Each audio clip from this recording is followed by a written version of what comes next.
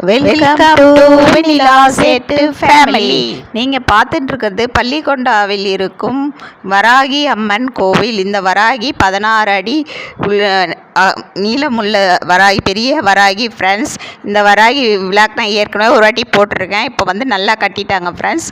இதை பாருங்கள். ஃபஸ்ட்டு வந்து அந்த வராகி வந்தோடனே யானை மேலே உட்காந்துட்டுருக்கிற மாதிரி அந்த வராகியை சுற்றி, பெரிய வராகியை சுற்றி இந்த மாதிரி ஒவ்வொரு இது மேலே ஒவ்வொருத்தர் உட்காந்துட்டுருக்கிற மாதிரி போட்டிருக்காங்க ஃப்ரெண்ட்ஸ்.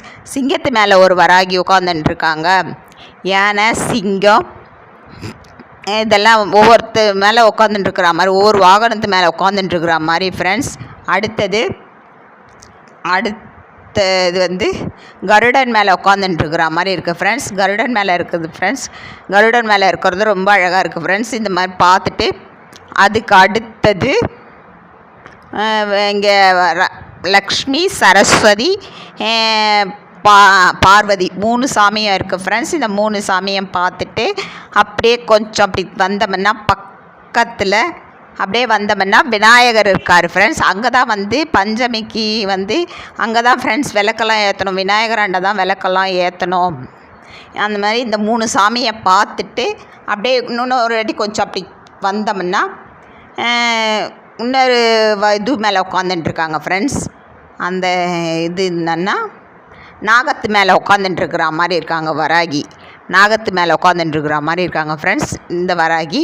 இது பார்த்துட்டு அடுத்தது நாகத்துக்கு மேலே இருக்காங்க. அடுத்தது வந்து எது பாருங்க ஃப்ரெண்ட்ஸ். அடுத்தது குதிரை மேலே இருக்காங்க. குதிரைக்கு அடுத்தது மாடு மேலே உட்காந்துட்டுருக்குற மாதிரி இருக்குது ஃப்ரெண்ட்ஸ். அதை பார்த்துட்டு அப்படி வந்தோம்னா அந்த 16 அடி அம்மனாண்ட வருவோம் ஃப்ரெண்ட்ஸ். மாடு மேலே இருக்கிற மாதிரி இருக்குது. அடுத்தது அந்த 16 அடி அம்மனாண்ட வருவோம். அதுக்கு பக்கத்தில் விநாயகர்கிட்ட வெளியே வரணும். வெளியே வந்த உடனே 16 அடி பார்த்துட்டு அப்படி வெளியே ரிட்டன் வந்தோம்னா விநாயகர்கிட்ட வந்து விளக்கு ஏற்றுறாங்க ஃப்ரெண்ட்ஸ். அங்கே தான் விளக்கெல்லாம் ஏற்றணும் ஃப்ரெண்ட்ஸ். அங்கே தான் விளக்கெல்லாம் ஏற்றிட்டு அப்படியே வந்தோம்னா அங்கேயே அந்த கோவில் உள்ளவே வந்து ஜலவராகின்னு இருக்காங்க ஃப்ரெண்ட்ஸ். அங்கே தான் வந்து மஞ்சள்லாம் தராங்க. அங்கேயே அம்மிலாம் இருக்குது.